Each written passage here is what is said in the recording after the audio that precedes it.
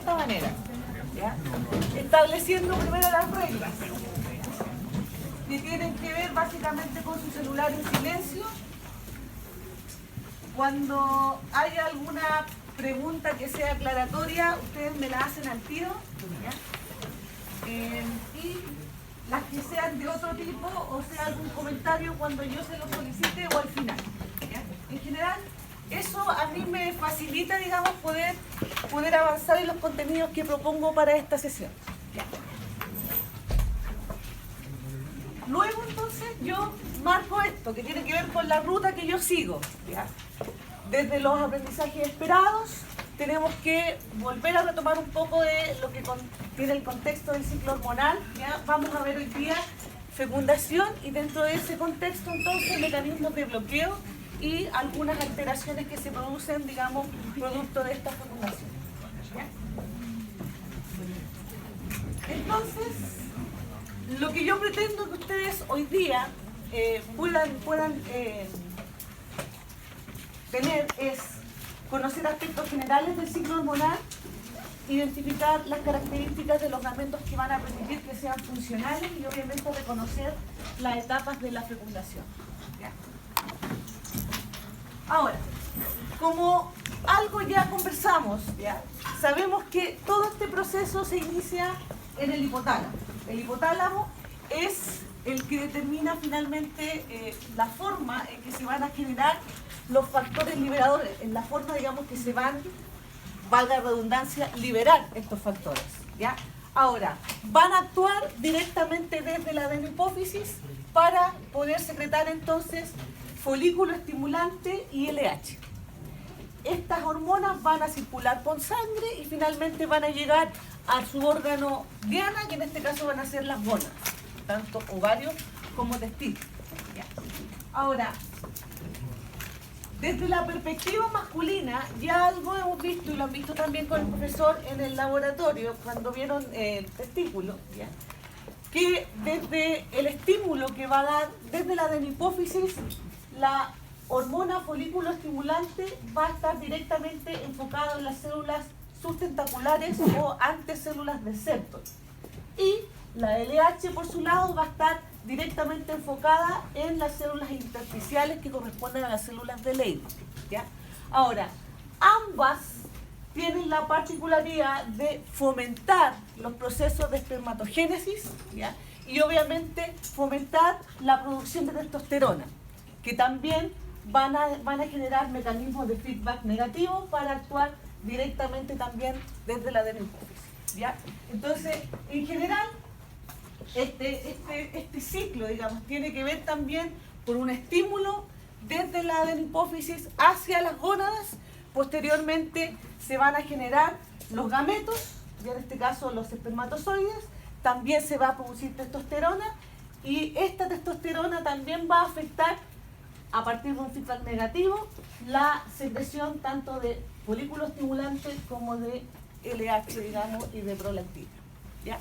Ahora, la testosterona es importante porque además de potenciar todo lo que tiene que ver con el desarrollo de los gametos, en este caso desarrollo de los espermatozoides, también va a afectar las características sexuales secundarias, ¿ya? Ahora, y obviamente también eso afecta directamente el desarrollo del embrión, ¿ya? Ahora, voy a hacer como el profe Barça. Ahí están las acciones que ustedes van a tener que leer después de los andrógenos, digamos, y en este caso de la testosterona y de la dihidrotestosterona, que es el andrógeno activo, ¿ya? Sobre todo a este nivel está dado directamente cómo esta dihidrotestosterona afecta a las estructuras que se están formando para poder potenciar que se formen estructuras masculinas, ¿ya? Recuerden que yo les decía la última vez que nos vimos que durante la fecundación, si bien es cierto, se establece el sexo cromosómico, ¿ya? Ese sexo cromosómico no se va a notar fenotípicamente hasta 7 a 9 semanas después, ¿ya? Y es debido al efecto, digamos, que la testosterona genera en este proceso, digamos, de desarrollo, que se van a generar finalmente las estructuras masculinas, ¿ya? Por eso aquí está la diferenciación de las estructuras de los genitales externos e internos, ¿ya? Ahora, respecto a algunos conceptos que también pueden ser distintos en base a lo que dice la embriología con la fisiología o con la anatomía, ¿ya? Para la embriología se separa la maduración de los gametos en una maduración morfológica y en una maduración funcional, ¿ya? Estableciendo la maduración morfológica que tiene que ver con forma, ¿ya? Básicamente en el testículo, o sea, pasar por todo este proceso de meiosis cuando se forma la espermátide y finalmente la espermioestogénesis que lo transforma en espermatozoide. Esa es la maduración en forma, o sea, que nosotros tengamos finalmente como producto un espermatozoide con la cola, digamos, ¿ya? En cambio, la maduración funcional, ¿ya?, es la que en este caso casi todos los embriólogos lo establecen dentro del epididio. O sea, aquí ya está formado el espermatozoide, ya es chiquitito, tiene la cola, tiene todas las estructuras, digamos, que uno típicamente conoce, y aquí solamente se produce entonces la maduración en su función, ¿ya?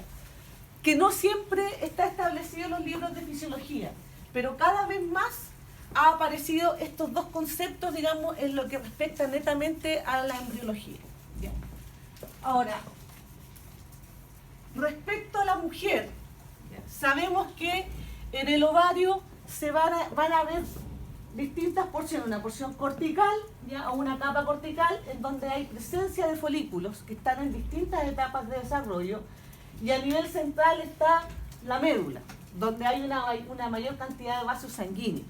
Ahora, sabemos que durante cada ciclo hormonal se van a estimular un grupo de folículos que se van a ir desarrollando en distintas etapas. Y básicamente uno de ellos es el que finalmente va a tener la opción de liberarse hacia el exterior y por lo tanto tener esa capacidad de fecundarse, ¿ya? Ahora, también nosotros vimos que durante el desarrollo de las gónadas, en este caso del óvulo, ¿ya?, en la niña comienza este proceso en la vida intrauterina, ¿ya? Se van a formar los ovocitos primarios, ¿ya?, y se van a detener en diploteno, ¿ya? Posteriormente, ese diploteno, digamos, en el que está la célula se va a volver a activar cuando nuevamente comienza, digamos, activación del eje desde el hipotálamo, digamos, y la hipófisis, ¿ya?, o sea, en la pubertad. Ahora, también eso va a tener un efecto sobre el cuerpo, digamos, de esta mujer, ¿ya? Recuerden que tiene que ver directamente, ya sea con la formación de las estructuras femeninas, ¿ya?, pero también con los caracteres sexuales secundarios.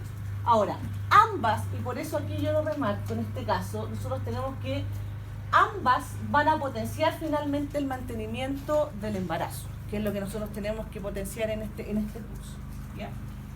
Ahora, ¿cómo se desarrolla esto? Básicamente a partir de un ciclo, ¿ya? Ahora, este ciclo menstrual, ¿ya?, se diferencia de muchas maneras, ¿ya?, pero en general algunos lo establecen como estas fases preovulatorias y posovulatorias. Otros lo van a diferenciar en un ciclo ovárico. Ese ciclo ovárico tiene un desarrollo, digamos, en una fase folicular y una fase lútea. O eventualmente un ciclo uterino, que establece una fase menstrual, una fase proliferativa y una fase secretora, ¿ya? Todos tienen razón, ¿ya? Pero aquí lo que nosotros tenemos que potenciar a partir de las hormonas es el desarrollo, básicamente, de los folículos y el desarrollo de un endometrio que potencie la posibilidad de que este huevo que se pueda formar se pueda implantar. Eso es lo que nosotros tenemos que potenciar. Y para eso, digamos, la fluctuación de hormonas. Entonces, como vimos la última vez, ¿ya?, siempre cuando nosotros tengamos que hablar de ciclo hormonal femenino, ¿ya?, siempre nos establecen 28 días, ¿ya?, aunque eso en la práctica es utópico, ¿ya?, pero en general uno establece este ciclo de 28 días cuyo día 14 es el día de la ovulación. Ahora, también es importante saber, y también lo conversamos, que para nosotros siempre el primer día del ciclo va a ser el primer día de sangrado, porque eso es como lo obvio, uno ahí sabe que comienza el sangrado y por lo tanto es el día 1, ¿ya? Ahora, En general, cuando se produce ese sangrado, es básicamente porque todas las hormonas están en niveles bajos. Eso finalmente permite que el endometrio funcional se desprenda y por lo tanto se pueda, digamos, eliminar. Ahora, luego, digamos, de ese proceso de eliminación de este endometrio funcional que corresponde a la menstruación, las hormonas van a potenciar que el endometrio vuelva a reconstituirse. Y para eso sabemos que en esta fase folicular, donde hay un mayor desarrollo de los folículos, ¿ya?, un efecto de este desarrollo va a ser el aumento en los niveles de estrógeno. Entonces nosotros tenemos este ciclo que tiene 28 días. Sabemos entonces que estos primeros 5 días corresponden a esta menstruación. Pero sabemos que desde la hipófisis entonces hay un aumento en la secreción de FSH. Por lo tanto, bueno, aquí vamos hacia el día 14, por lo tanto aquí va a estar la ovulación. A toda esta etapa va a ser la preovulatoria. Ovulatoria. Y post-ovulación será entonces post-ovulatoria. Sabemos entonces que si hay FSH, esa FSH estimula 15 a 20 folículos mensualmente. Ahora, eso es lo que predomina, porque si uno empieza a escarbar un poco, incluso algunos dicen que es más, alrededor de 60. Entonces, aquí el valor es súper disperso. Pero en general, entonces, al haber un aumento en la FSH, estimula este grupo de folículos que en respuesta a ese desarrollo va a generar entonces un aumento en el estrógeno circular. Por lo tanto, al haber un aumento del estrógeno, eso también va a contribuir a que este endometrio comience a engrosarse. ¿Ya? Ahora, es importante, permite que se comience a engrosar, pero cuando este estrógeno comienza a subir, y como en general el cuerpo actúa frente a mecanismos de homeostasis, ¿ya?, lo que va a ocurrir es que va a generarse este pic de LH que frena este ascenso del estrógeno. ¿Ya? Generalmente ese pic de LH se produce 24 horas antes de la ovulación. ¿Ya? Pero ese pic de LH, además de frenar esta alza de estrógenos, también tiene un efecto directo sobre este ovocito que va desarrollándose más rápidamente. O sea, el pic de LH trae además como consecuencia que el ovocito termine su meiosis 1. Entonces, eso es un factor súper relevante, ¿ya? Además, digamos, de lo que uno normalmente conoce. Ahora, entonces este estrógeno va a permitir que este endometrio comience a engrosarse, va a generarse entonces el pic de LH y por lo tanto se va a generar la ovulación, ¿ya? Y la ovulación es importante, primero porque finalmente libera este ovocito que está en metafase 2, ¿ya?, que está en metafase 2, y por lo tanto hay una oportunidad de que este ovocito pueda terminar su meiosis 2. ¿Ya? Ahora, luego que se produce esta ovulación, ¿ya?, los restos del folículo que quedan dentro del ovario se van a transformar en células lúteas. Por lo tanto, en esta fase posovulatoria, si bien es cierto, también hay estrógeno, lo que va a predominar es la progesterona. ¿Ya? Y si ustedes se fijan, esa progesterona va a aumentar de manera considerable el grosor de este endometrio. ¿Ya? ¿Qué es lo que finalmente va a permitir la posibilidad de una implantación exitosa? ¿Ya? Porque ustedes van a ver que en algún minuto puede haber personas o puede haber pareja que pueden concebir hijos. O sea, que se produce un embarazo, pero que ese embarazo se pierde de manera muy temprana, básicamente porque este endometrio no es completamente receptivo o no es capaz de sustentar el peso de ese embrión. Entonces aquí el hecho de que la progesterona aumente de manera considerable el grosor del endometrio potencia la posibilidad de que la implantación sea exitosa. ¿Ya? De hecho, cuando hay mujeres que tienen, por ejemplo, lo que se llaman síntomas de aborto, normalmente lo que el gine les va a dar es el reposo, pero también les va a administrar progesterona intramuscular, de manera de aportar más progesterona para que ese endometrio se haga más grueso y por lo tanto permita mantener finalmente el peso de ese embrión. ¿Se entiende, no? Ahora, si eso no ocurre, digamos, si no ocurre la fecundación, ¿ya? El cuerpo lúteo solamente se va a mantener vivo entre 7 y 9 días. Y posteriormente, entonces, cuando ya comienza a degenerar, básicamente los niveles de hormonas comienzan a descender y por lo tanto potencian la posibilidad de otra menstruación. ¿Ya? Ahora, es importante tener presente que cuando existe fecundación, no hay menstruación. Pero usted me va a decir, pero ¿cómo yo sé el caso de una mujer que estaba embarazada y que seguía menstruando? ¿Ya? Ahora, desde la perspectiva de la obstetricia y de la ginecología, la menstruación es cíclica. ¿Ya? O sea, pasa básicamente por esta fluctuación de hormonas. Pero también nosotros hacemos la diferenciación en sangrados. Y a veces el sangrado no significa menstruación. ¿Me explico bien o no? Algo cayó. Ahora, por eso, cuando uno se enfrenta a una mujer en donde uno debe establecer, por ejemplo, su fecha de última regla, normalmente uno debe preguntar, o sea, ¿cómo fue esa regla? ¿Fue igual que las otras? ¿Duró lo mismo? ¿Dolió lo mismo? ¿El mismo color? Esas cosas son importantes tenerlas presentes porque nosotros necesitamos saber claramente cuál fue el día 1 para poder establecer edad gestacional. Porque muchas veces a partir de esa edad gestacional nosotros podemos establecer parámetros de crecimiento. Sabemos que a las tantas semanas debe ser de este tamaño.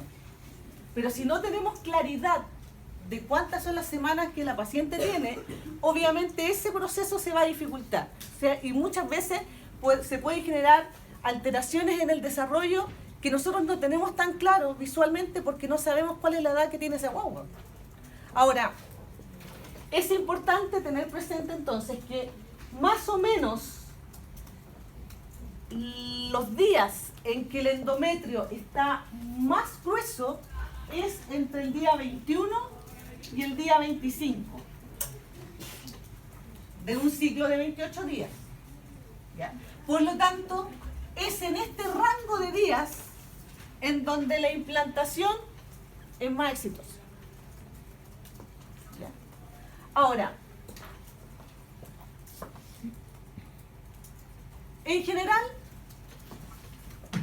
hay que tomar en cuenta que nosotros hoy vamos a potenciar esto desde la perspectiva de una mujer que quiere tener guagua. ¿Ya? Por lo tanto, si tomamos este ciclo de 28 días y sabemos que el día 14 es el día de la ovulación, también tenemos otros datos que nos pueden decir que efectivamente está en su periodo fértil. Y uno de esos datos más evidentes tiene que ver con las características que tiene el moco cervical, ¿ya? Que en marca una diferencia importante como en la estructura del moco. ¿Ya? En general, un moco que es fértil tiene la apariencia transparente, como de clara de huevo, abundante, ¿ya? Que incluso uno lo puede estirar cuando dice filantes, porque yo lo puedo tomar, lo puedo estirar y no se corta. Y si yo lo veo al microscopio voy a ver esta apariencia como de hojas de lecho, ¿ya? Es abundante. Generalmente las pacientes relatan que tienen que usar protectores porque mojan la ropa interior. ¿Ya? Pero que no tiene ningún olor, obviamente un olor desagradable, porque eso ya ahí nos marca la presencia de otro tipo de alteraciones. ¿Ya? Ahora, también sabemos que normalmente un espermatozoide se puede mantener vivo en el tracto genital alrededor de 3 días, aunque hay super espermatozoides que duran 5, pero son los menos, gracias a Dios. Lo que significa entonces que en términos súper teóricos, quiero que esto quede súper teórico, yo podría decir que en este ciclo de, digamos, de 28 días, 3 días después, 15, 16, 17, o 3 días antes, 13, 12, 11, serían potencialmente días de mayor fertilidad. ¿Ya? Ahora uno dice, ya, tengo aquí, la profe me dice que en este ciclo de 28 días tengo los días de fertilidad, por lo tanto yo puedo usarlo como yo quiera. Ahora, sí, pero dicen, ya, me sirve. Y de hecho, hay mucha gente que hace eso. De hecho, mis alumnas de obstetricia lo hacen y créanme, tengo una alta tasa de fecundidad. ¿Cuál es la vida media del óvulo? 12 horas, aprox. ¿Por qué después del día 14 tanto los días? Lo conversaré. Por acá, ¿alguien me pregunta algo, no? Pero si tiene 12 horas y el espermatozoide tiene 3 días, ¿cómo es posible que una implantación exitosa sea el día 21-25? Si ya estaría... Lo conversaré. Espera. Lo voy a hablar. No parecía. Tengo entendido que los ciclos variables son de más o menos de 28 días, la parte variable del día 14 al día 28, ¿verdad? No. No. A ver. Por lo mismo que estaba hablando antes, en general, yo le digo que si uno empieza a contar así, de verdad, yo creo que en la universidad la tasa más alta de embarazo está en obstetricia. ¿En serio? Ahora, pero eso no solo pasa acá, pasa en todas las obstetricias de Chile. Ahora, sería súper utópico si le digo, esto te va a funcionar. No. Pero la verdad es que la gran mayoría no tiene ciclos de 28. ¿Ya? Pero en general, si nosotros pensamos en un ciclo de 30 días, ¿dónde estaría la ovulación? ¿El día 15? ¿El día 14? Serían normalmente la etapa preovulatoria, es la que es más variable. Es la que puede variar en días, que al revés es lo que tú me decís. ¿Ya? Esa etapa es la que puede variar. Esta etapa preovulatoria es la que podría variar. Pero la etapa posovulatoria son alrededor siempre de 14 días. Por lo tanto, el ejercicio es 14 menos 30, ¿cuánto es? 16. Entonces aquí, en este ciclo de 30 días, la ovulación sería aproximadamente el día 16. ¿Ya? Y si comparamos entonces la tasa de viabilidad de los espermatozoides, 17, 18, 19, 15, 14 y 13. Entonces aquí establecemos, desde la perspectiva teórica, semanas de fertilidad. Por lo tanto, si yo me estoy enfrentando a una paciente que quiere tener guagua, yo lo primero que tengo que hacer es pedirle que ella registre su ciclo. De manera que yo pueda establecer aprox ¿cuánto dura su ciclo? ¿Le llega la regla todos los meses? ¿Le llega cuándo? ¿Cada cuánto? ¿Cada 30? ¿Cada 32? ¿Cada 35? Yo tengo que establecer eso. Ahora, en general, también hay un rango de dispersión. En general, uno dice que un ciclo normal va entre 25 y 35 días, aprox. O sea, sobre 35 días estamos hablando de ciclos muy largos. Pero si a una mujer, pero aquí nada es como absoluto, porque hay mujeres, por ejemplo, que tienen ciclo cada 40 días y siempre han tenido cada 40 días y por lo tanto, si bien es cierto un ciclo largo, es normal para ellas. Y otras que tienen cada 25 días, que son ciclos cortos, pero que es cada 25 días como reloj. Y también es normal, pero para ellas. Entonces, cuando yo quiero establecer semanas de fertilidad, o sea, no me sirve solamente tener el registro de un ciclo. Idealmente, yo debería tener 6 ciclos. Y si hablamos de lo más ideal, un año. De manera que yo me pueda asegurar de que estoy tratando de hacer este cálculo lo más exacto posible. Ahora, hay muchas cosas que pueden variar en esto. Porque las mujeres sabemos, el estrés, si uno cambia de alimentación, cuando uno pasa de ser, por ejemplo, carnívoro a vegetariano, eso genera un efecto directo también en el ciclo. Del vegetariano al vegano, otro más. Y así, el estrés, que si yo me cambio de clima, en fin, todas esas cosas van a afectar. ¿Ya? Ahora,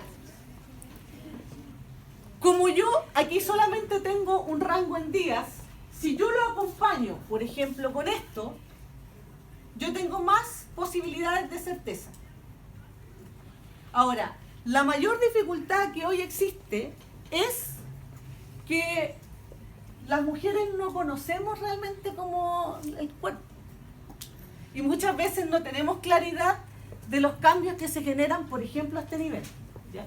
Pero hay otras que de alguna manera se han ido concientizando, sobre todo porque hoy en día, piensen que las relaciones sexuales hoy día comienzan en Chile a los 13 años. Lo que significa que a los 13 años una niña se expone a hormonas. En general, la mayoría de las hormonas son de bajas dosis. Por eso, cuando uno se equivoca en tomársela, se altera tanto esta posibilidad, digamos, de que la hormona no resulte, de que finalmente haya posibilidad, digamos, de embarazo. Porque las dosis son bajas, pero yo me voy a exponer tantos años a esa hormona que eso probablemente va a tener un efecto. De hecho, en algún minuto, cuando las mujeres llegábamos a la menopausia, nos daban terapia hormonal de reemplazo y era la panacea, porque así nosotros seguíamos teniendo una vida sexual activa relativamente normal, no teníamos problemas de ánimo, andábamos súper bien, felices por la vida sin regla. ¿Verdad? Pero se hicieron estudios que tenían, digamos, la intención de ver la evolución en 10 años, y resulta que esos estudios no se pudieron terminar, porque a los 5 años aumentaba el riesgo de cáncer de mama. Por lo tanto, esa terapia hormonal de reemplazo, que era la panacea y que nos hacía tan bien, nos causaba cáncer. Por lo tanto, eso hoy en día significa que lo ideal es que, si bien es cierto, yo debo utilizar un método, digamos, de control de la fecundidad, porque no es que yo tenga miles de hijos, ¿ya?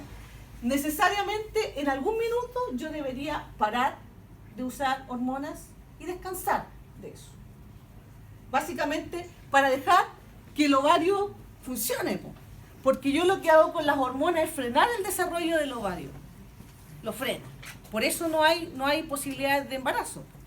Ahora, para que esto funcione, entonces yo hago este cálculo, puedo revisar más que el moco cervical, algunos empiezan a contar la temperatura, pero la temperatura basal, si bien es cierto, cambia durante el ciclo, ¿ya?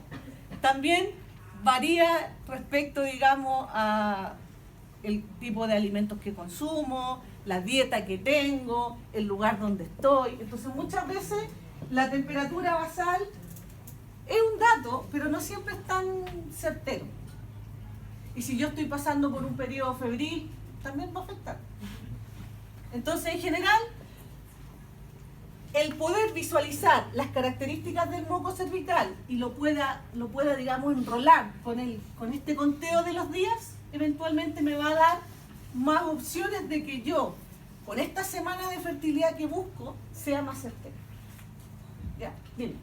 Una mujer que no ovula por las pastillas anticonceptivas también tiene estos cambios en el moco cervical. No, ¿No? En general, cuando hay uso de hormonas, normalmente lo que hace, como tú te tomas una pastilla todos los días, en general la mayoría 21, ¿ya? 21 pastillas que son de un color y las otras son de un color distinto, lo que uno hace es mantener siempre un nivel estable de hormona.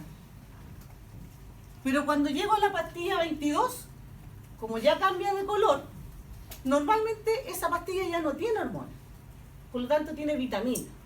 Y significa entonces que el nivel de hormona comienza a bajar. Y como baja, eso permite que el endometrio que se ha digamos, formado, se desprenda. Eso permite, digamos, que haya menstruación.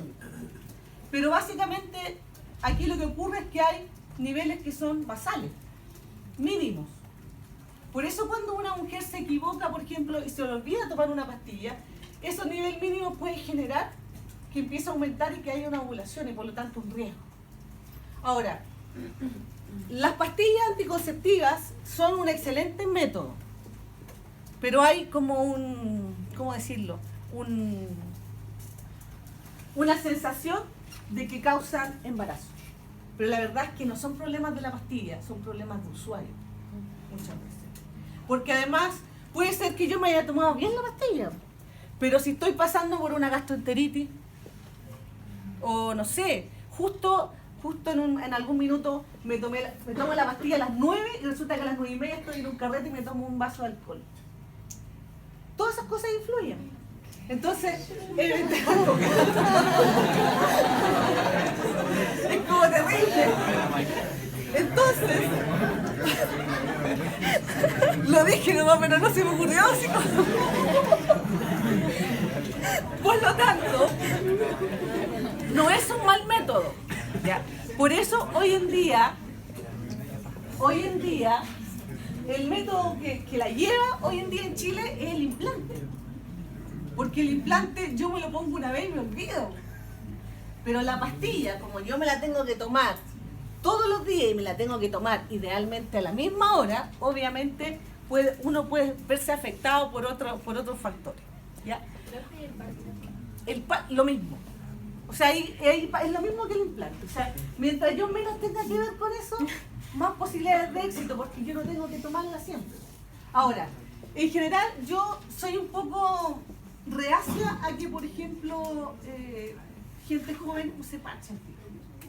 Y no porque genere algún efecto negativo, sino que más bien hoy se sabe que ya sea el implante o el parche, tienen, o sea, la dosis que entregan el día 1 no es la misma que entregan el día 20. Entonces, yo me estoy exponiendo como siendo muy chica a dosis altas, que en general está estudiado que no causan muchas cosas, pero sí causan irregularidad menstrual. Y eso también me puede afectar. O sea, si a mí me dicen que me pongo el implante, por ejemplo, y resulta que me dicen que el implante puede causar irregularidad menstrual y puede ser que, digamos, no me llegue la regla. Igual cuando me tiene que llegar yo me asusto. Si no me llega, me voy a asustar. Entonces, eso, ¿qué va a hacer? Que yo igual me haga un test. Y en general uno le dice a los pacientes, pues le dice, mira, si no te llega la regla, se supone que uno puede esperar un poco, pero cuando ya empiezan a pasar 1 mes, 2 meses, 3 meses, y no llega la regla, uno igual se pasa el rollo. Entonces, igual uno pasa por el susto.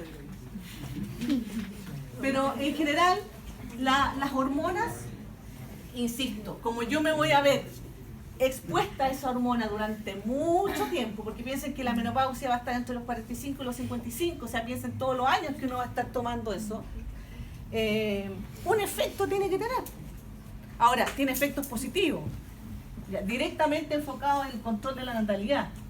Hoy en día también protege contra el cáncer de ovario, por ejemplo, que es importante. Y es importante porque sobre todo desde la perspectiva hoy en la región ha aumentado el cáncer de ovario. Entonces ha aumentado en mujeres posmenopáusicas. ¿Por qué? Porque probablemente estuvieron todo ese tiempo controlando la función ovárica, solo para tener guagua y después volvían. Claro, y después cuando llega la menopausia y ya no tienen que usarla, ahí de repente es donde aparece.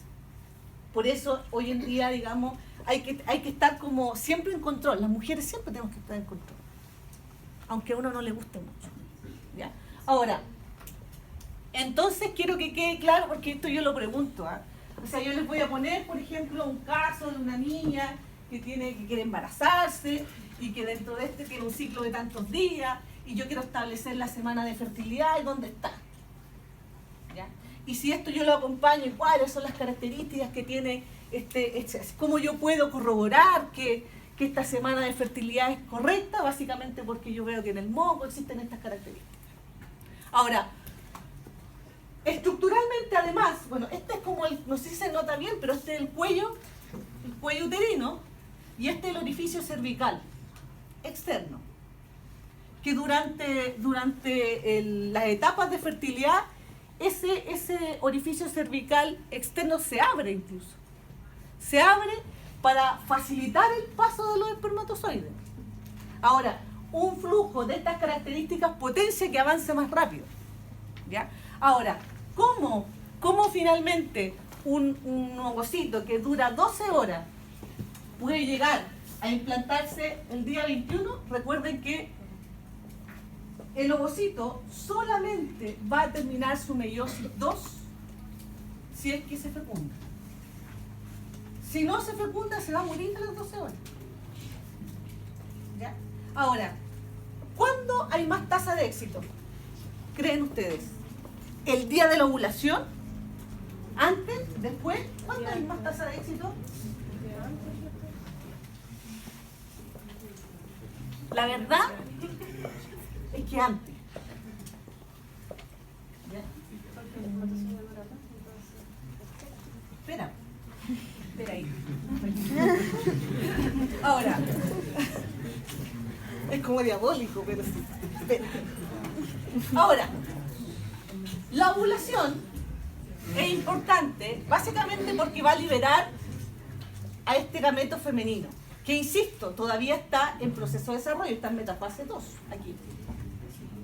Ahora, la literatura dice que 3 horas antes de la ovulación se queda en metafase 2, ahí nomás. ¿Ya?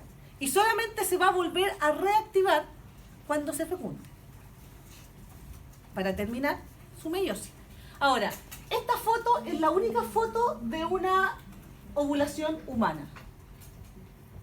Es la única que existe, ¿ya? Y fue por una casualidad, ¿ya? Fue en el 2008, un ginecólogo belga estaba haciendo una histerectomía. Y resulta que justo se estaba generando esto. Imagínense lo que pasa, así como, tráeme el teléfono, para sacarle la foto. Y le sacó la foto, y la secuencia. Y es la única foto que existe en el mundo de una ovulación humana. Así de importante, salió en la tele, salió en noticias, salió en todos lados, ¿ya? Porque es la única. Todo lo otro que había estaba en conejo, en gato, en otros mamíferos, ¿ya? Por lo tanto, esta foto es relevante porque básicamente nos muestra la realidad de lo que ocurre dentro, digamos, del cuerpo de la mujer, ¿ya? Es importante entonces porque nos va a dar este gameto potencialmente que se va a fecundar, ¿ya? Está asociado a este día 14 del ciclo, ¿ya? Y que va a estar estimulado directamente por, primero, previo a la ovulación, el pic de LH, ¿ya? Que se va a generar debido al pic de estrógenos, ¿ya? Ahora, podría ser que una pareja fuera infértil básicamente porque la mujer no ovula, y ahí nunca se produce un embarazo. Porque muchas veces cuando ustedes tienen que determinar cuál es el problema, una anamnesis importante es saber, a ver, ¿se ha embarazado alguna vez y lo ha perdido o nunca se ha embarazado? ¿Ya? Porque muchas veces cuando hay ausencia de ovulación, difícilmente va a haber un embarazo. ¿Ya? Y ahí lo primero, digamos, que se hace es establecer un patrón de hormonas que permita regularizar el proceso. ¿Ya? Ahora, en general, el coito fecundante, la gran mayoría de las veces, es previo a la ovulación. Ahora, ¿ustedes creen que embarazarse es fácil? o es difícil? ¿Fácil? La verdad es que del 100% de los embarazos que se producen, a lo menos 50 se pierden. 50%. Incluso algunos autores dicen que el 70% se pierde. Por lo tanto, la tasa de éxito va entre un 30 y un 50%. O sea, no es tan fácil como uno cree. Lo que pasa es que la percepción que ustedes tienen es irreal. ¿Ya? Ahora, otra cosa importante. ¿Ya? ¿Por qué este coito fecundante es más exitoso previo? Básicamente porque una vez que el ovocito sale y se produce esta ovulación, rápidamente comienza a envejecer. Tiene 12 horas, ¿ya? Pero rápidamente comienza a envejecer. Ahora, cuando este folículo sale, no sale solo, sino que va a salir con estas células de la granulosa que lo rodean. Acuérdense que está la corona radiada, está el cúmulo óforo, ¿ya? Pero además sale líquido folicular, ¿ya? Y ese líquido folicular es relevante, sobre todo a la hora de potenciar la capacitación del espermatozoide. Por eso es importante. Y a medida que está más cerca, digamos, de la ovulación, es más intenso el estímulo que va a generar en el espermatozoide. ¿Ya? Ahora, si hay embarazo, obviamente el cuerpo lúteo se mantiene. Se mantiene y por lo tanto no se va a producir menstruación. ¿Ya? Más adelante vamos a hablar de qué cosas se pueden producir. ¿Ya? Ahora, si no hay embarazo, el cuerpo lúteo va a degenerar, ¿ya? Y se va a producir entonces una nueva descamación, una nueva regla. ¿Ya? Ahora, para hablar de fecundación, tenemos que establecer el concepto. ¿Ya? Y fecundación sería la unión del gameto masculino y femenino. Eso es como en lo que todos están de acuerdo. ¿Ya? Ahora, ¿qué trayecto tiene que seguir? Porque en general los espermatozoides van a llegar aquí, al fondo de la vagina. Por lo tanto, van a tener que pasar por el cuello, van a tener que pasar por el cuerpo del útero, van a llegar al fondo, luego se van a ir hacia las tubas, y normalmente la fecundación se produce en el tercio externo de la tuba, que corresponde a la ampolla o porción ampular. O algunos dicen istmicoampular. ¿Ya? Ahora, ¿cuánto tiempo se demora en eso? También es relativo. ¿Ya? Para algunos, el tiempo de cuánto se demora el espermatozoide en llegar aquí depende de hartas cosas. ¿Ya? Pero el rango va entre 30 minutos y 6 días. Es tan largo, es como muy disperso. Por eso, cuando a uno le dicen, no, pero es que yo sé cuándo me embaracé. La verdad es que uno dice, sí, dice uno, qué bueno que tú sabes. Pero la verdad es que uno no es que lo sepa realmente, porque aquí el tiempo es muy disperso. Yo puedo saber cuándo fue el coito fecundante, pero no necesariamente cuándo fue el día en que se produjo la fecundación. ¿Me explico bien o no? Por este rango. ¿Ya? Ahora, ¿qué es importante aquí? Primero, cuando se produce entonces este coito no protegido que potencia este embarazo, los espermatozoides van a llegar aquí, fondo vaginal. Pero nosotros sabemos que el pH de la vagina es ácido, ¿ya? Que dista mucho de lo que está pasando con el semen. Ahora, cuando el semen toma contacto con este tracto genital femenino, se produce una reacción como de coagulación. ¿Ya? Se genera un coágulo. Todos los espermatozoides que están por fuera se mueren. De hecho, solo el 1% de los espermatozoides atraviesa el cuello. Entonces, todos los espermatozoides que están por fuera se mueren. Y los únicos espermatozoides que van a sobrevivir son los que están dentro del coágulo. ¿Me explico bien o no? Están ahí, guardaditos. Ahora, ese coágulo, de alguna manera, comienza a nivelar el pH. De manera que cuando ese coágulo se deshace, esos espermatozoides no se mueran. ¿Ya? Por lo tanto, es importante esa reacción. Es una vez que se comienza a deshacer este coágulo y entonces comienzan a moverse todos estos espermatozoides que sobreviven a este proceso, ahí comienza el proceso de capacitación. Pero la capacitación uno la tiende a pensar como un proceso donde el espermatozoide tiene capacidad de moverse, pero no. La verdad es que cuando el espermatozoide se capacita, comienza a envejecer. ¿Me explico bien o no? Ahora, la verdad es que la cola del espermatozoide solamente le sirve para moverse en esos lugares estrechos. Pero la verdad es que el cómo se mueva el espermatozoide tiene más bien que ver con las características del tracto genital femenino, pero no porque tenga la cola, digamos, para moverse. ¿Ya? Ahora, estoy como derribando mitos, ¿cierto? Ahora, cuando el espermatozoide, entonces este espermatozoide que sobrevivió, ¿ya?, atraviesa aquí el cuello y llega a la cavidad uterina, se encuentra con un ambiente hostil. O sea, ya el 1% llegó aquí.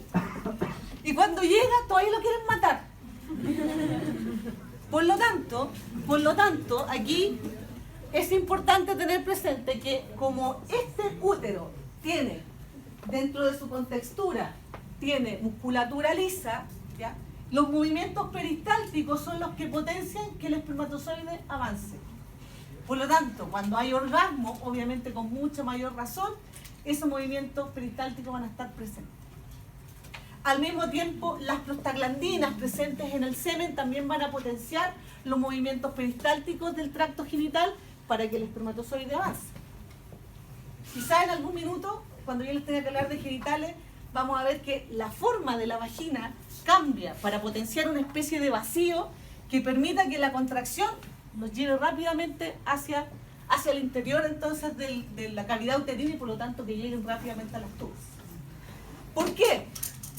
Porque si bien es cierto este ambiente es hostil, cuando llegan a las tubas, llegan al paraíso. Ahí se pueden alimentar, pueden descansar y quedan guardaditos esperando que llegue el ovocito. Ahí, tranquilito. 3 días, hasta 5. ¿Ya? Entonces van a estar ahí guardaditos esperando. Ahora, ¿por qué la mayor tasa de embarazo es con un coito que es antes? Básicamente porque justo sale el ovocito, joven, sale con este líquido folicular que lo estimula y por lo tanto se vuelve loco. ¿Ya? Ahora, es importante tener presente entonces que todo este trayecto, o sea, si bien es cierto, el espermatozoide tiene que avanzar hacia la tuba, con todas las dificultades que puede tener, por otro lado, entonces, este ovocito tiene que entrar al lumen de la tuba y generalmente, entonces, en esta porción que es la ampolla, es donde se produce la fecundación. ¿Ya? O tercio externo de la tuba. Dime. ¿Dónde está el istmo? Todos los istmos son como unas porciones estrechas, que en este caso debería estar, aquí no está dibujado, pero es como una porción que está como estrecha, así como aquí. Como, Ahí se capacitan de nuevo. lo que pasa es que, si bien es cierto, el proceso de capacitación comienza cuando salen de este coágulo, donde más fuerte la capacitación es en la tuba. Pero siempre están en constante capacitación. ¿Ya? Ahora, lo importante es que la tasa, digamos, de fecundidad va a variar también con la edad. Sobre los 35 años, la tasa de fertilidad más que de fecundidad, la de fertilidad comienza a descender. ¿Ya? Ahora, cuando se libera el ovocito, tenemos un ovocito en metafase 2 que tiene una zona pelúcida o membrana pelúcida, tiene una corona radiada, tiene un cúmulo óforo y sale líquido folicular. Ahora, ¿quién me podría decir cuál es la diferencia que existe entre la corona radiada y el cúmulo óforo? Porque todos vimos que había un cúmulo óforo. De hecho, en la guía estaba rotulado. Todas son células de la granulosa, células foliculares. Pero ¿por qué uno dice, por qué corona radiada y cúmulo óforo? ¿Cuál es la diferencia?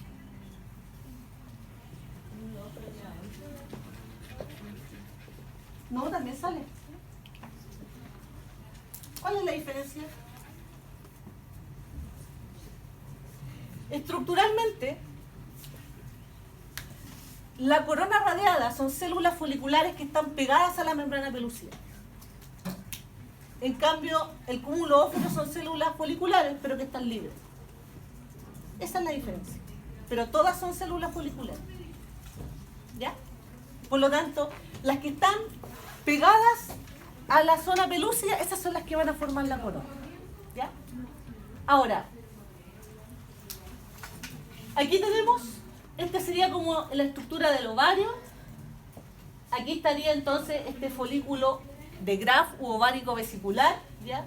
En donde, dame un segundo, en donde se libera. Sale entonces el ovocito, sale lo que aquí está en rojo, sería la membrana pelúcida. Eso que está por fuera sería la corona radiada y el cúmulo óforo. Y como sale bajo presión, ese líquido que está dentro del antro folicular también se desplaza junto con ella y es el que entra hacia las tubas. Y es el que tiene que estimular aún más la capacitación del espermatozoide. Dime.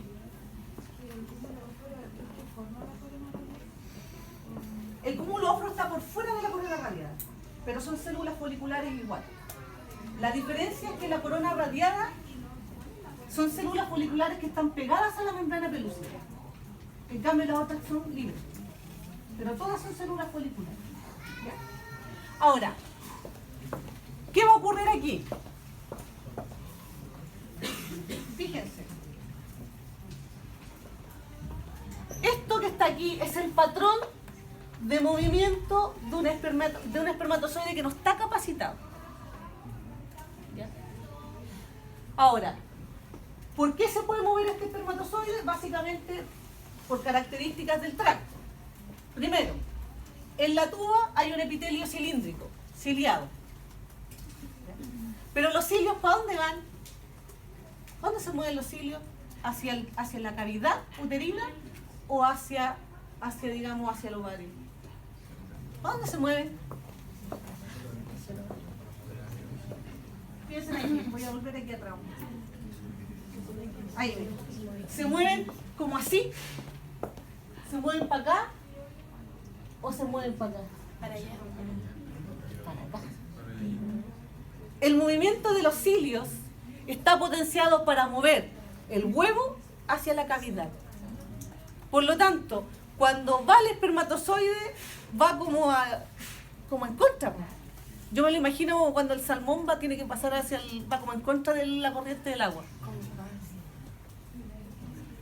Cuando piensa que aquí los cilios van aquí, pues, van haciendo esto. Este va arriba. Pero el espermatozoide viene aquí. Entonces como que tiene que esperar que baje para que él avance. ¿Ya? Es como que para que pueda pasar. ¿Ya? Por lo tanto tiene que hacer hay más energía involucrada ahí. Pero la tuba también tiene musculatura lisa. Y como tiene musculatura lisa, tiene movimientos peristálticos que van a potenciar que avance. Las prostaglandinas que yo les decía también tienen un efecto sobre la estructura para poder generar y potenciar los movimientos peristálticos. Pero esta capacitación, que insisto, se inicia desde el minuto en que el espermatozoide toma contacto con el tracto, ¿ya? Esta capacitación es más intensa en la tuba. ¿Por qué? Porque se expone a este líquido folicular. ¿Y qué hace el líquido folicular? Lo desordena. Desordena completamente su patrón de movimiento. ¿Ya? Aquí está sin exposición al líquido folicular y acá expuesto al líquido folicular. Se vuelve loco. Ahora, ¿qué genera eso? Básicamente genera que comience a establecerse la reacción acrosómica. ¿Ya? Si se empieza a mover así de manera muy brusca y obviamente ampliando el movimiento, lo que va a ocurrir es que se van a comenzar a liberar enzimas desde la cabeza del espermatozoide. ¿Ya? Ahora, ¿cuáles son las barreras del espermatozoide en este minuto? Para poder llegar al ovocito. La corona radiada y la zona pelúcida. Ahora, si la corona radiada, porque en realidad como el cúmulo ófero son células libres, por lo tanto podría pasar entre medio, sí, puede pasar entre medio. Pero va a llegar a la corona radiada y las células están pegadas. Ahí hay una barrera, ¿cómo pasa ahí? Y la verdad es que cuando este espermatozoide se comienza a hiperactivar, lo que va a hacer es liberar enzimas. Y dentro de estas enzimas que va a liberar está la hialuronidasa. Ahora, todas las células foliculares que están pegadas a la membrana pelúcida están pegadas por ácido hialurónico. Entonces, cuando se produce esta liberación de hialuronidasa, ¿qué va a pasar? Se despegan. Y se despegan formando canales que permiten que este espermatozoide vaya penetrando y vaya entonces pasando las barreras. ¿Se entiende, no? Ahora, dime. ¿Qué es lo que está hecho ácido hialurónico? ¿La unión? La unión de las células. La unión o sea, las células que forman la corona radiada son células foliculares, que están pegadas por ácido hialurónico. ¿Y la zona pelúcida? Y las- a la zona pelúcida. ¿La corona radiada? Claro, o sea, para que sean, es como este lobocito. Del lobocito está, entonces aquí está la zona pelúcida o la membrana pelúcida y por fuera están estas células de la corona radiada, que son células foliculares que están pegadas ahí. ¿Ya? Ahora, entonces, se va a comenzar a abrir, se van a comenzar a generar canales. ¿Ya? Y básicamente entonces van a haber espermatozoides que van a generar, digamos, se va a romper la membrana, digamos, del acrosoma y van a comenzar a liberar entonces sus enzimas, dentro de las cuales está esta hialuronidasa que permite entonces que estas células foliculares se despeguen y va a permitir formar canales. Ahora, ese proceso recibe el nombre de denudación. Denudación.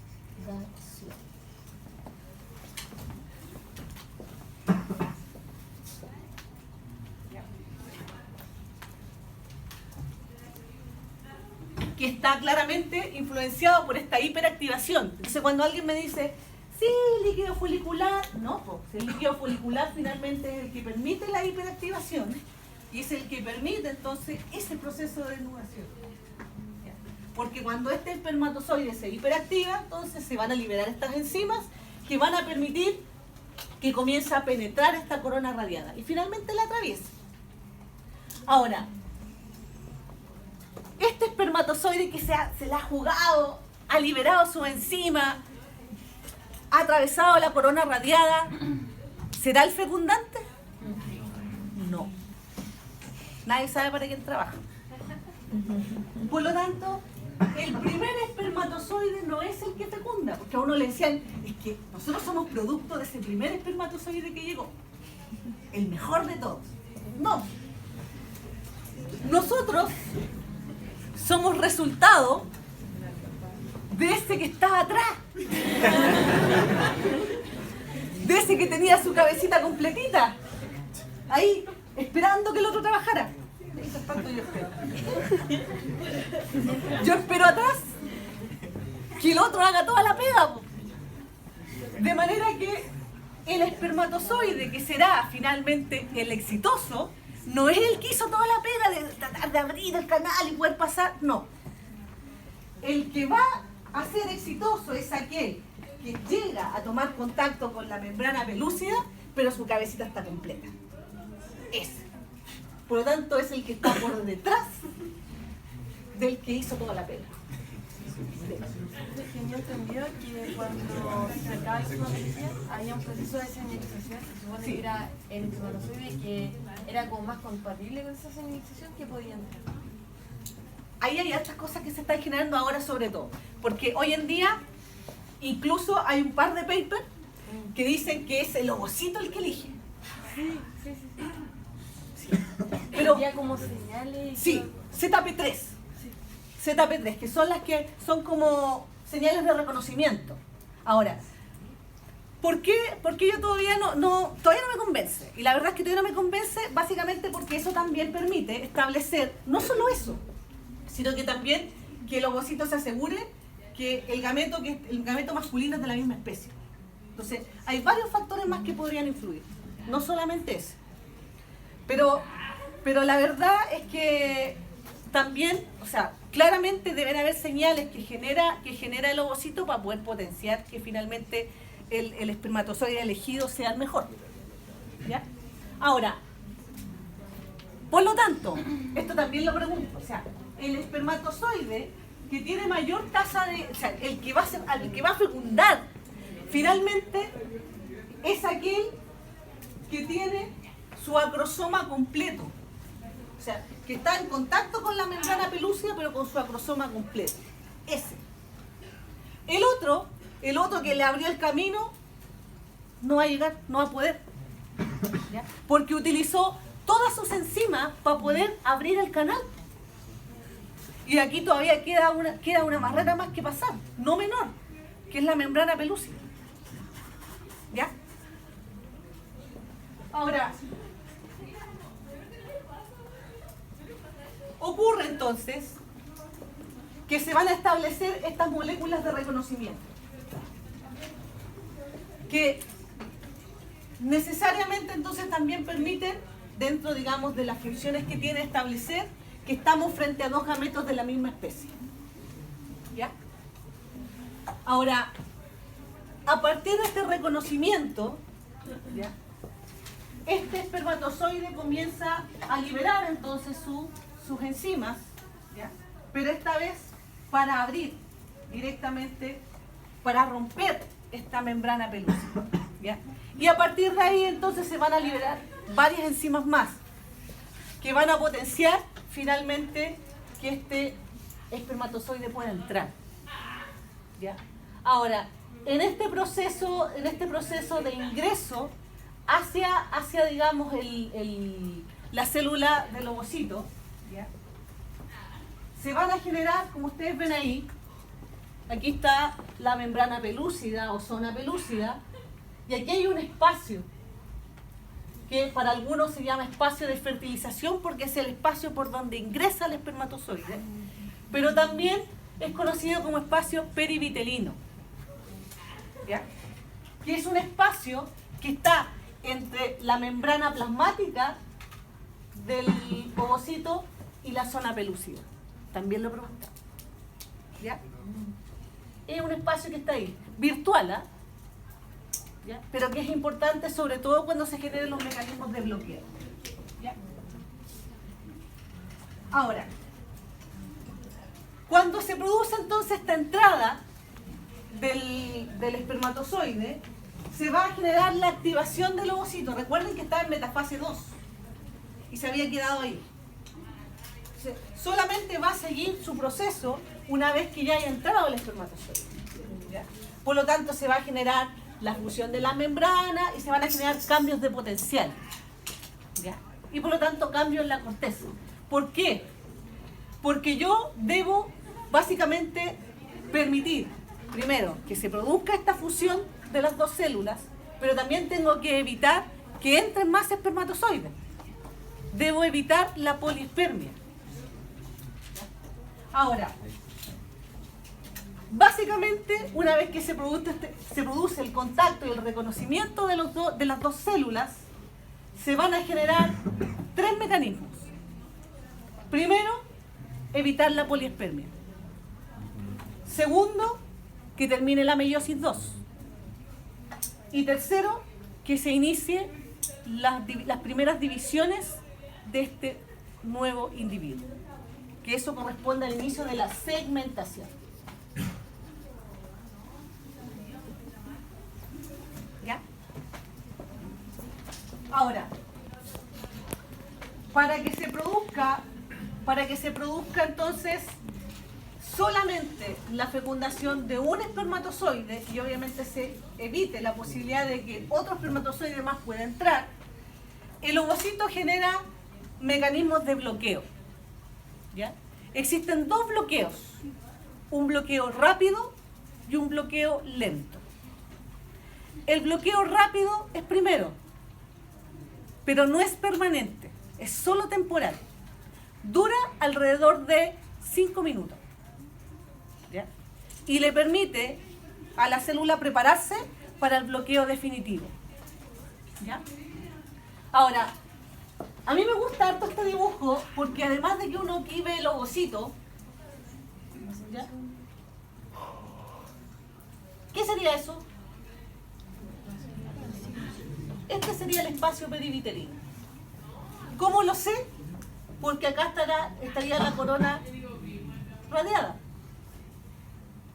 Perdón, la zona pelúcida. Y aquí está la corona radiada. ¿Por qué la corona radiada? Porque fíjense que está pegada a la zona pelúcida. ¿Ya? Bien. Porque solamente, o sea, en la práctica no hay ningún espacio que esté como vacío. Por eso.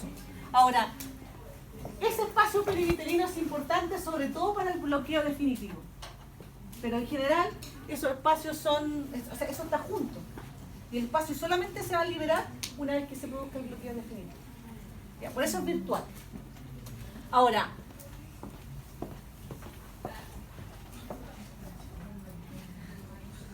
el bloqueo rápido es un cambio en el potencial de membrana, que inicialmente está en menos 90 y que va a llegar a 20 milivoltios. Ese es el bloqueo, el primer bloqueo, que es como el rápido. ¿Ya? Ese es temporal. ¿Ya? Insisto, no dura más allá de 5 minutos. ¿Ya? Es temporal, pero le da espacio al ovocito para que prepare el bloqueo definitivo. Ahora, cuando se produce este proceso, digamos, de fusión y se produce este cambio de potencial, está mediado básicamente por sodio. ¿Ya?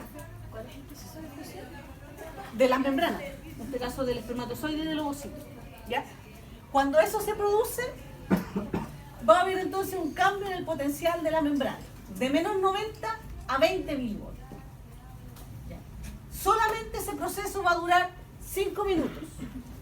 ¿Ya? En general, todos estos procesos se han estudiado en el erizo de mar. ¿Ya? Y aquí hay un gráfico que muestra, digamos, el comportamiento de este bloqueo en el erizo. ¿Ya? Aquí estamos el eje en tiempo determinado en segundos. Y aquí el cambio en el potencial. En el ser humano va entre menos 90 y 20. ¿Ya? En el caso del erizo, entre menos 75 y más 25. Pero el ejercicio es que cuando se produce esta fusión, rápidamente entonces, y mediado por el sodio, se genera un bloqueo rápido. Pero ese bloqueo es temporal, dura menos de 100 segundos. Y luego comienza a decaer. Lo que demuestra básicamente que es un bloqueo temporal. ¿Ya? Ahora, cuando se produce este bloqueo, dentro del citoplasma del ovocito, se está generando una mayor liberación de calcio a partir del retículo endoplasmático. Ahora, la consecuencia de esa mayor concentración de calcio intracelular genera la liberación de gránulos corticales. Y esa liberación de gránulos corticales es la que finalmente corresponde al bloqueo definitivo. Entonces, el bloqueo rápido es el cambio en el potencial de la membrana. Y el bloqueo lento o definitivo es la liberación de gránulos corticales. ¿Dónde? Al espacio perimitral. ¿Ya? Profesora, Bien. ¿y eso en la práctica cómo es si es un espacio virtual? ¿Se liberan como directo a la zona pelúcida? Mira, generalmente lo establecen como salen de la célula por exocitosis y se van a quedar entre la porción externa de la membrana plasmática y la zona pelúcida. O sea, por eso a algunos no les gusta decirle espacio perimetrino. Pero la verdad es que en la práctica, para que puedan salir y se puedan establecer ahí, es porque tiene que haber un espacio. Sí. Profe, si una mujer tiene deficiencia de sodio, ¿es más probable que entre más espermatozoides o así? Podría ser. Pero en general, la gran mayoría de los procesos no están, o sea, la gran mayoría de los problemas de infertilidad, más que con el sodio, están ligados al calcio. La gran mayoría. Pero teóricamente sí podría ser. Sí. Ahora, tendría que ser un desbalance importante para que llegara a este nivel. Pero teóricamente podría ser, ¿sí? ¿Qué produce ese cambio de potencial en la membrana con el espermatozoide que trata de posterior a la fecundación? Ese cambio de potencial que está en el bloqueo rápido, ¿qué produce en el espermatozoide? ¿Qué trata de...? Lo que pasa es que ahí, con ese cambio de potencial, también se va a desprender la cola. Porque en general va a entrar el núcleo y el centriolo, y el resto va a desaparecer. Lo que pasa es que el bloqueo rápido es para eso, porque así no va a permitir que siga avanzando. Por eso es rápido, pero es solo temporal. O sea, finalmente, el que es definitivo tiene que ver con la liberación de los gránulos corticales, que en la práctica no es otra cosa que generar, en ese espacio, generar como una gelatina espesa. Entonces, por más que el espermatozoide quiera entrar, como hay un terreno que es como gelatinoso, no le va a permitir avanzar. Eso es la práctica. ¿Ya? Ahora, esto también está influenciado, o sea, está descrito según el erizo de Mara, pero aquí es por donde ingresó el espermatozoide. Y es por ahí donde empieza la liberación de los gránulos corticales. O sea, esa liberación tiene directa relación por el lugar por donde ingresó el espermatozoide. Y de ahí, finalmente, esa liberación se va a todo el resto, digamos, de la estructura. Por eso, esta es como el sentido de la liberación de los gránulos.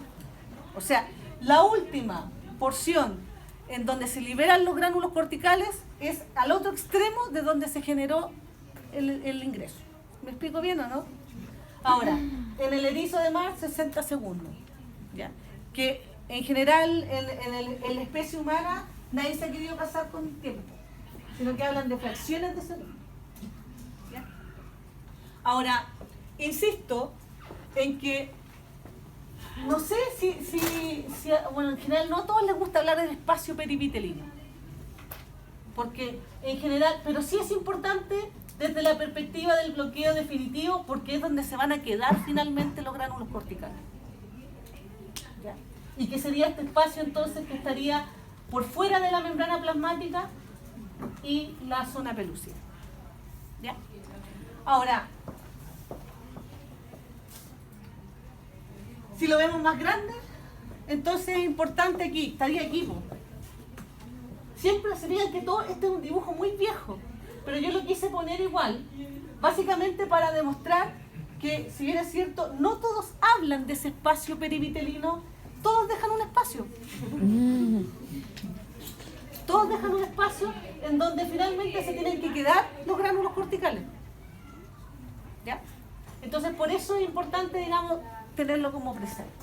¿Ya?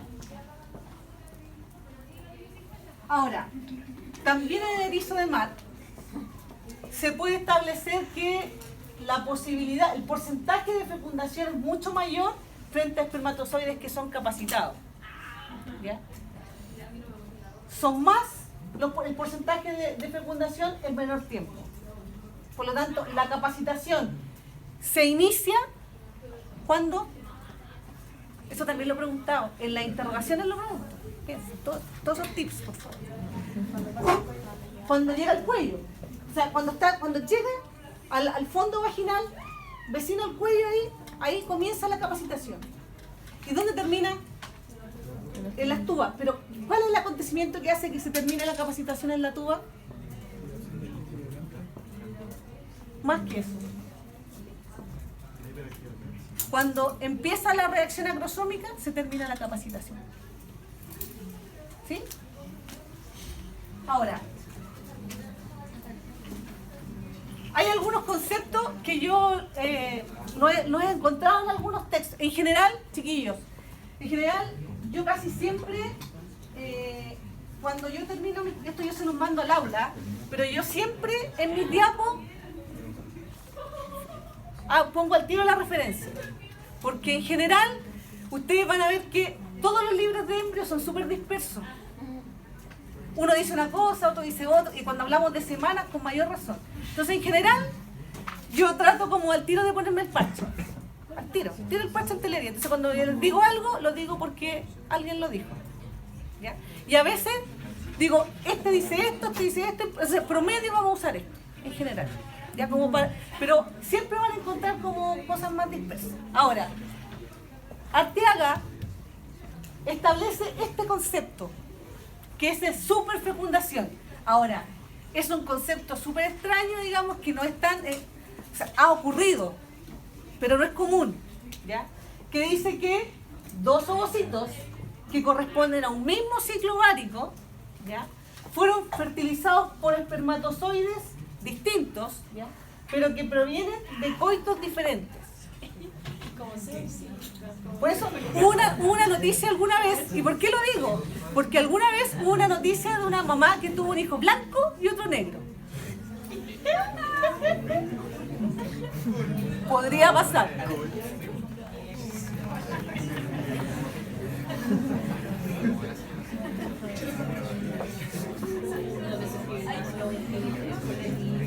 Ahora, por lo tanto, los resultados de una fecundación exitosa establecen el número diploide de cromosoma, determinan el sexo, recuerden el sexo cromosómico, ya el fenotípico todavía falta mucho, se inicia la segmentación, o sea, este huevo ahora tiene la capacidad de poder dividirse, pero por mitosis, ¿ya? Además, se va a potenciar la variabilidad y obviamente se va a activar la función metabólica de esta célula huevo, ¿ya? Por lo tanto, no el jueves, el viernes hablaremos de esto, ¿ya? Ahora, cuando esto falla, hablamos de infertilidad, ¿ya? Por lo tanto, la infertilidad corresponde a un concepto que tiene que ver con la incapacidad de poder tener hijos, ¿ya? Pero hoy en día se establece como una pareja infértil, no una mujer o un hombre infértil. Ahora el concepto es de pareja, ¿ya? Ahora, ¿cuándo una pareja tiene una infertilidad primaria? Básicamente cuando no han podido tener hijos. Ninguno. Y es secundaria cuando sí han podido tener hijos. Hay gente, por ejemplo, que tienen un hijo súper joven y después como que ya cuando ya han pasado 5 o 6 años, como que dicen, tengamos otra guagua, y ahí no les resulta. Ahora, quiero que tengan presente que hoy se habla de un concepto de pareja. ¿Qué pasa cuando una mujer vuelve a tener otra pareja, pero ella ya tiene un hijo? ¿En dónde cae aquí? En primaria. Porque insisto que aquí el concepto se establece como pareja. Si como pareja no han podido concebir un hijo, es una infertilidad primaria, independiente de que ella haya tenido otro hijo antes con otra persona. ¿Me explico bien o no? ¿Sí? Ahora, causas, y con esto termino. Causas de eso. En general, el promedio dice que más o menos cuando ambos tienen como causas de esta infertilidad corresponde a un 20%. ¿Ya? O sea, el 20% de las parejas, ambos tienen algún factor que influye en la infertilidad. ¿Ya? Aquí, ¿quién tiene más culpa? ¿Hombre o mujer?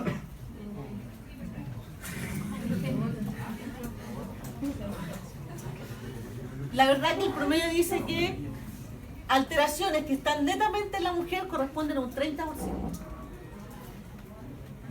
Y solamente en el hombre otro 30%. O sea, están los dos igual. ¿Ya? Y el resto, que corresponde al 20%, que es imposible detectarlo. O sea, hay gente que incluso se establece una alteración en la compatibilidad.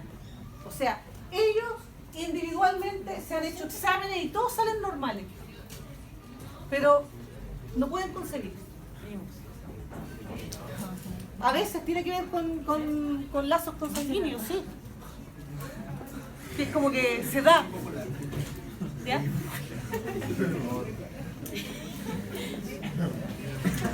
En general, por eso yo después siempre pongo esto, ¿ah? Mi bibliografía. ¿Ya? ¿Dudas? Dime. Yo tengo una duda acerca de la guía de laboratorio. Lo que pasa es que en este cuadrito dice cantidad y no entiendo a lo que se refiere con Si hay mucho o poco, en general. Solo eso. Solo eso. Dime.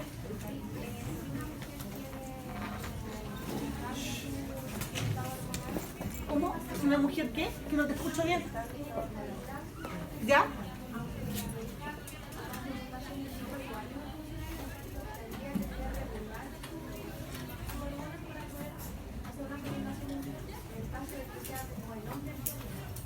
Sí, claramente. De hecho es que la fecundación in vitro trae varios procesos. En general, cuando es in vitro es porque yo saco el gameto femenino y lo fecundo afuera. Por lo tanto, el proceso previo a eso es que idealmente a partir del estímulo hormonal, o sea, yo le voy a dar hormonas a esta mujer para que tenga muchos folículos en desarrollo. Y los más grandes los voy a extraer para poder desarrollar la fecundación fuera. Lo otro es la inseminación artificial, que no sé si tiene que ver con lo que tú me estás planteando. O sea, ahí, cuando hay inseminación artificial, yo tomo espermatozoides y busco la etapa de fertilidad de una mujer, que puede ser que yo solamente, o sea, ella esté normal y yo no haga ningún tratamiento en ella, y solamente espere al momento en que ella es fértil y yo, con instrumental, introduzco los espermatozoides para que solo se genere el proceso de fecundación.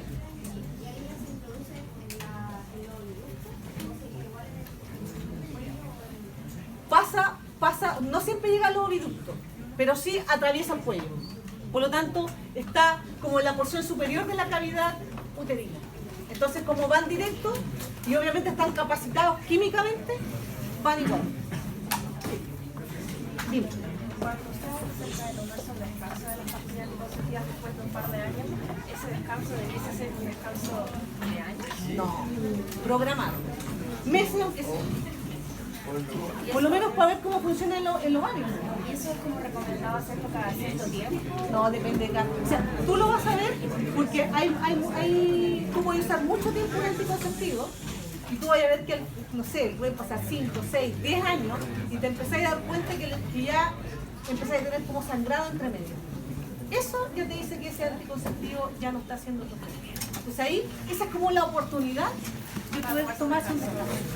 Obviamente siempre programado, porque si tú dejáis de usar un anticonceptivo, la posibilidad de embarazo aumenta.